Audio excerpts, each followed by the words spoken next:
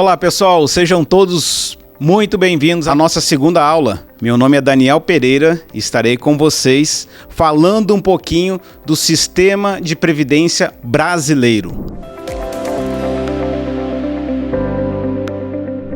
O nosso sistema, ele é praticamente segmentado em 3 pilares. O pilar do regime geral de previdência social, vinculado às empresas privadas, o regime próprio de previdência social aos servidores públicos e o regime de previdência complementar, que é um regime privado, totalmente capitalizado, segmentado em 2 pilares: entidades fechadas de previdência complementar, os populares fundos de pensão, e as entidades abertas de previdência complementar, que são comercializados por seguradoras e bancos. Vamos falar primeiro dos 2 primeiros pilares, regime geral e regime próprio. Nesses 2 pilares, nós temos um problema estrutural. Em 2016, nós tínhamos um déficit de 243 bilhões de reais. Em 2023, esse déficit subiu para 370 bilhões de reais. Isto é um crescimento neste período de 52%. E aumentou muito a concessão de benefícios, sobretudo nesse último ano de 2023, onde o INSS concedeu mais de 5,9 milhões de benefícios nesse exercício. Tá? E por que que ele é deficitário? Nós estamos num regime que nós chamamos de pacto geracional, isto é, os atuais servidores da ativa pagam as aposentadorias dos atuais inativos e pensionistas. Uma conta de equilíbrio, essa relação deveria ser 4:1, isto é, 4 pessoas que estão trabalhando no período laborativo pagando uma aposentadoria. E essa relação hoje é menos de 2:1. Portanto, nós temos uma deficiência de caixa. E isso não acontece quando nós estamos falando no regime de capitalização, isto é, no regime de previdência complementar, onde sai o conceito de repartição simples e entra um conceito de capitalização, num conceito autônomo, gerido quer seja por fundos de pensão, quer seja por sociedade seguradora e as próprias entidades abertas. É importante a gente saber os números. Nós arrecadamos 202 bilhões de reais em 2023 e pagamos benefícios na casa de 93 bilhões de reais. E 95% desses benefícios são pagos pelas entidades fechadas de previdência complementar, que tem uma conotação previdenciária, de pagar um benefício continuado, pagar uma aposentadoria, né? Então, nós temos esse conceito de pilares no Brasil. Repetindo, nós temos 3 pilares: regime geral de previdência social, regime próprio de previdência social e regime de previdência complementar. Os 2 primeiros com déficit e o último nós estamos falando num regime capitalizado, num regime que tem solvência econômica, solvência financeira e solvência atuarial. Mas por que devemos pensar na previdência? Eu convido vocês a fazer essa reflexão partindo do pressuposto do custo de uma aposentadoria. Vamos fazer um olhar financeiro do custo que a gente vai ter na aposentadoria, tendo 6 pilares. Acompanham comigo. Primeiro, na média, segundo dados da OCDE, a pessoa vai perder a remuneração em aproximadamente 30%. Isto é, ela vai viver com 70% daquilo que ela tinha no período laborativo, né? Ou seja, nós temos uma redução de recebimento de recursos. Segundo pilar, plano de saúde. Na forma com que está estruturado os planos de saúde no Brasil, o idoso tem um custo de plano de saúde 3 vezes mais caro do que uma pessoa que está trabalhando, que tem uma idade média ali de 35 e 40 anos. Portanto, uma coisa bastante importante que a gente deve levar em consideração. Terceiro ponto, seguro de vida. Uma pessoa com mais de 65 anos de idade dificilmente vai conseguir contratar um seguro de vida no Brasil, a não ser algumas seguradoras que trabalham isso de uma forma muito particular e até fazendo digamos assim, um planejamento tributário. Quarto, prisma. Custo com os filhos. Segundo dados do IBGE, os filhos estão ficando mais tempo na casa dos pais. Estão ficando mais tempo na casa dos pais, em média 34 anos, até os 34 anos. Quinto ponto, doenças crônicas, né? Que a gente está falando aqui de diabetes, hipertensos, câncer.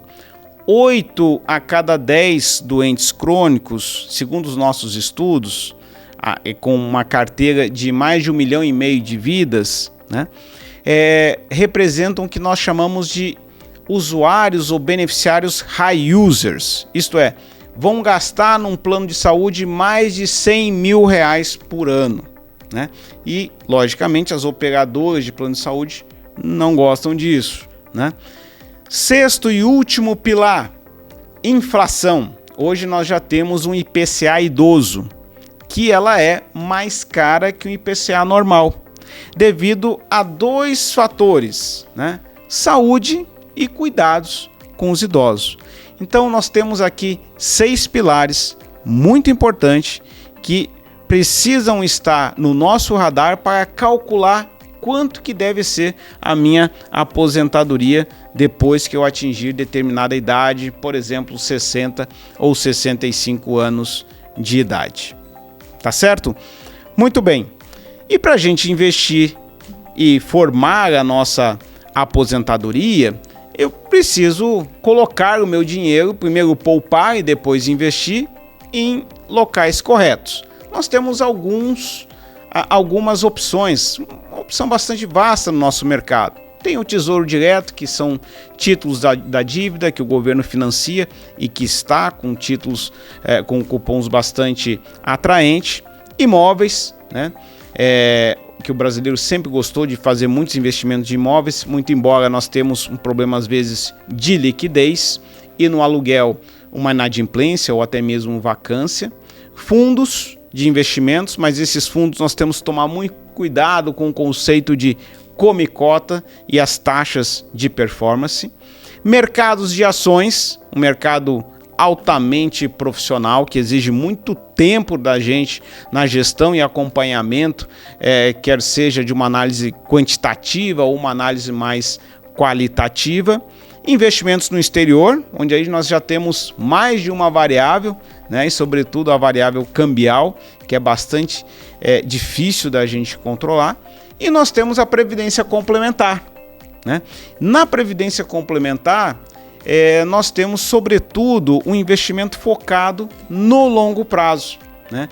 Em que nós temos um mercado altamente profissional e que, se a gente comparar nos últimos 10 anos, as entidades fechadas de previdência complementar entregaram 160% de rentabilidade, ao passo que o CDI, né, que é um principal indicador, digamos assim, de renda fixa aqui no Brasil, entregou 135%. Portanto, nós temos um segmento em que vai estar entregando mais do que o CDI. Agora, por que a partir desses conceitos o brasileiro não poupa adequadamente para a aposentadoria? Precisamos refletir sobre isso, né? Então eu vou trazer alguns efeitos que nós temos aqui, que vamos chamá-los de efeitos da economia comportamental. No mundo todo, quando nós começamos a previdência complementar, essa previdência começou de forma facultativa, né? Então a pessoa poderia aderir, ela precisava ter uma manifestação formal de adesão, né? Só que vários países fizeram a sua experiência e verificaram o seguinte, que era muito melhor que essa adesão fosse automática e que as pessoas pedissem para sair. Porque ali ela já estava automaticamente inscrita, já estava automaticamente vertendo as suas contribuições para o plano e já automaticamente formando as suas reservas matemáticas. E o Brasil não foi diferente. Nós fizemos essa alteração agora em 2024, onde os planos poderão ser adaptados, né, de forma a prever a inscrição automática nos planos de previdência complementar, né? Então, portanto, nós temos um efeito que nós chamamos inércia, um efeito da economia comportamental. O segundo efeito que eu vou falar para vocês se chama uma aversão à perda. Nós temos medo de perder. Eu faço duas perguntas para vocês. O que você prefere? Consegue viver com 75% da sua renda anual? Ou consegue abrir mão de 25% da sua renda anual? Talvez o segundo é mais pesado, né? E o primeiro seja o mais leve. Aqui nós temos um conceito, né, de aversão à perda. Terceiro conceito, um autocontrole. Eu vou dizer assim, não, amanhã eu começo a poupar, amanhã eu vou procurar o meu fundo de pensão para fazer minha inscrição, e esse amanhã acontece que nunca chega. Passa uma semana, um mês, um ano e acaba que o participante perde o time e não faz sua inscrição, né? E quarto, nós temos o valor do presente. Nós chamamos de... A economia comportamental chama isso de desconto hiperbólico, que é o efeito dos juros compostos no longo prazo. Isto é, à medida que eu deposito uma contribuição, eu não tenho mais uma rentabilidade tão somente sobre essa contribuição, mas sobre ela de forma acumulativa, seguindo uma curva exponencial de longo prazo, onde o tempo é um fator muito importante associado à rentabilidade dos nossos investimentos. E quer que eu cite um exemplo para vocês que explica de uma vez por todas este efeito? Vocês acham que alguém consegue ficar milionário com 1 centavo? Eu vou repetir. Vocês acham que alguém consegue ficar milionário com 1 centavo? Ouso vocês a refletirem sobre isso. Vamos pensar o seguinte: fique devendo ao banco. O banco cobra uma taxa hoje do cheque especial na casa de 8%. Fique devendo isso por mais de 240 meses, apenas 1 centavo. No final de 240 meses, você vai estar pagando para o banco mais de R$1 milhão. Portanto, o banco estará sendo um milionário com apenas 1 centavo que ficou em saldo devedor por mais de 240 meses. Nesta aula, a gente trabalhou o sistema de previdência brasileiro, entendemos o custo da aposentadoria pós-período laborativo e vimos insights da economia comportamental. E na próxima aula, iremos trabalhar e entender como podemos superar nossas dificuldades frente à economia comportamental.